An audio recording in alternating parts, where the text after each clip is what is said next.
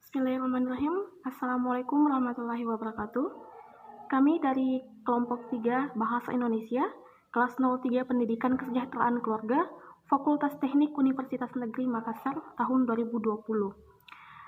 Di sini kami akan mempresentasikan materi tentang pembakuan ejaan dan istilah dalam bahasa Indonesia. Sebelum lanjut ke presentasi, saya mewakili teman saya mengucapkan terima kasih banyak kepada Bapak Detrandes Muhammad Saleh, SPD MPD, dan Bapak Asri Ismail, SPD MPD, selaku dosen mata kuliah Bahasa Indonesia yang telah memberi kami kesempatan untuk melakukan presentasi ini. Baik, terima kasih atas kesempatan yang diberikan. Untuk pemaparan materi pertama akan dibawakan oleh saya sendiri. Perkenalkan, nama saya Asmawati Jamal dengan NIM 200208501018, alamat Pinrang. Untuk pemaparan materi pertama yaitu pengertian ejaan. Ejaan adalah keseluruhan peraturan bagaimana melambangkan bunyi ujaran dan bagaimana antar terhubungan antara lambang-lambang itu, atau pemisahan dan penggabungan dalam suatu bahasa. Secara teknis yakni dimaksud dengan ejaan adalah penulisan huruf, penulisan kata, dan pemakaian tanda baca. Assalamualaikum warahmatullahi wabarakatuh. Perkenalkan, nama saya Nikmatul Eka Putri, NIM 200208501011. Alamat Jalan Trikorawasi, Manokwari, Papua Barat. Adapun 3 fungsi ejaan, yang pertama, landasan pembukuan tata bahasa, yang kedua, landasan pembukuan kosakata dan peristilahan, dan yang ketiga, alat penyaji, maksudnya unsur-unsur bahasa lain ke dalam bahasa Indonesia. Terima kasih atas kesempatan yang telah diberikan. Perkenalkan, nama saya Fatimah Sahra, NIM 200208502020. Materi yang ingin saya bawakan yaitu perkembangan ejaan. Perkembangan ejaan meliputi ejaan Van Ophuijsen. Pada tahun 1901 ditetapkan bahasa Melayu dengan huruf lain yang disebut dengan Van Ophuijsen. Van Ophuijsen dirancang oleh Engku Nawawi, gelarnya Soetan Moore dan Muhammad Taib Soetan Ibrahim. Hal-hal yang menonjol dalam ejaan Van Ophuijsen yaitu huruf J untuk menuliskan kata-kata jang, panjang, dan sajang. Huruf Oe untuk menuliskan kata-kata goiroe, itoe, dan umoer. Tanda diakritik seperti koma, ain, trema untuk menuliskan kata-kata makmoer, akalta, pa, dan dinamai. Ejaan Sewandi. Pada tanggal 19 Maret 1947, ejaan Sewandi diresmikan untuk menggantikan ejaan Van Ophuijsen. Ejaan ini dikenal oleh masyarakat dengan julukan ejaan Republik. Hal-hal yang perlu diketahui pada ejaan Sewandi yaitu huruf Oe diganti dengan U seperti pada guru, itu, dan umur.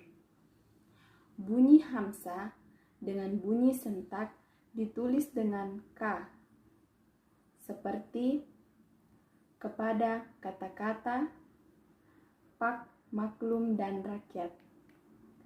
Kata ulang bisa ditulis dengan angka 2 seperti anak-anak yaitu anak 2, berjalan-jalan yaitu berjalan 2.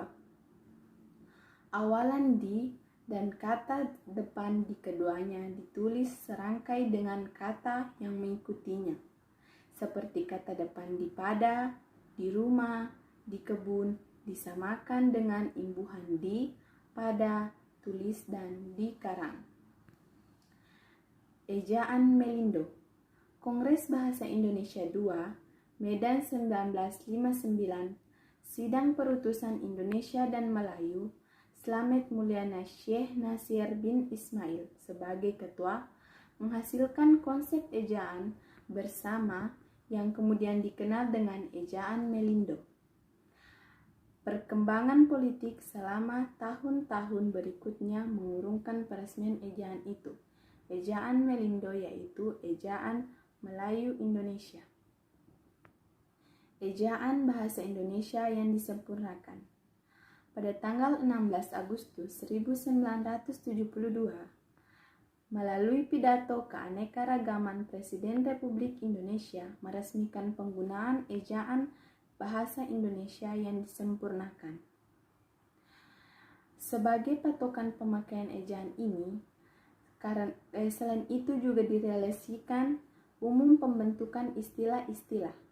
Karena penuntun itu perlu dilengkapi, Panitia Pengembangan Bahasa Indonesia Departemen Pendidikan dan Kebudayaan dengan surat keputusannya tanggal 12 Oktober 1972. Perkenalkan, saya Sri Sulfi Alfati dengan NIM 200208501030 dari kelas 03 Pendidikan Kesejahteraan Keluarga.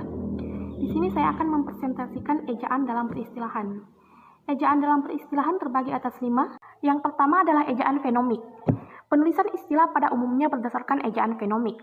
Artinya, hanya satuan bunyi yang berfungsi dalam bahasa Indonesia yang dilambangkan dengan huruf. Misalnya, teks bukan teks. Jadi, huruf dari kata teks yaitu T, E, K, dan S, bukan T, E, X, dan T. Yang kedua adalah ejaan etimologi. Untuk menegaskan makna yang berbeda, istilah homonim dengan kata lain dapat ditulis dengan mempertimbangkan etimologinya, yakni sejarahnya, sehingga bentuknya berbeda walaupun lafalnya mungkin sama. Misalnya bank, B-A-N-K dengan bank, B-A-N-G. Yang ketiga adalah transliterasi, di mana transliterasi merupakan penggantian huruf demi huruf dari abjad yang satu ke abjad yang lain, lepas dari bunyi lafal yang sebenarnya. Hal itu misalnya diterapkan menurut anjuran International Organization for Standardization atau ISO pada huruf Arab, Yunani, Siril atau Rusia yang dialihkan ke huruf Latin. Misalnya, Yaum ul Adha, yaitu hari kurban, Suksma atau Sukma. Yang keempat adalah ejaan nama diri. Ejaan nama diri termasuk merek dagang, yang dalam bahasa aslinya ditulis dengan huruf Latin tidak diubah. Misalnya, Aquadat. Nama diri yang dibentuk aslinya ditulis dengan huruf lainnya dieja menurut rekomendasi dari ISO, ejaan Inggris yang lazim atau ejaan Pinyin atau Cina. Misalnya, Cheops, Socrates, Dmitri Ivanovich Mendeleev, Mao Zedong, dan Beijing. Yang kelima adalah penyesuaian ejaan. Dalam perkembangannya, bahasa Indonesia menyerap unsur berbagai bahasa lain, baik dari bahasa daerah maupun bahasa asing, seperti Sanskerta, Arab, Portugis, Belanda, dan Inggris. Berdasarkan taraf integrasinya, unsur serapan dalam bahasa Indonesia dapat dibagi menjadi 3 golongan besar. Yang pertama adalah unsur yang sudah lama terserap ke dalam bahasa Indonesia yang tidak perlu lagi diubah ejaannya. Misalnya, sirsak, iklan, otonomi, dongkrak, pikir, paham, dan aki. Yang kedua adalah unsur asing yang belum sepenuhnya terserap ke dalam bahasa Indonesia, seperti shuttlecock dan real estate. Unsur-unsur ini dipakai di dalam konteks bahasa Indonesia, tetapi pengucapannya masih mengikuti cara asing. Yang ketiga adalah unsur yang pengucapan dan penulisannya disesuaikan dengan kaidah bahasa Indonesia. Dalam hal ini, diusahakan agar ejaan bahasa asing hanya diubah sepenuhnya sehingga bentuk Indonesianya masih dapat dibandingkan dengan bentuk aslinya. Kaidah penyesuaian ejaan bagi unsur serapan ini contohnya dalam bahasa asing yaitu bahasa Belanda, paal, P, A, dan L merupakan huruf dalam penulisan kata tersebut. Namun dalam bahasa Indonesia, paal ditulis dan dibaca dengan P, A, dan L, hanya pal. Demikianlah presentasi dari kelompok kami. Lebih dan kurangnya mohon dimaafkan. Wassalamualaikum warahmatullahi wabarakatuh.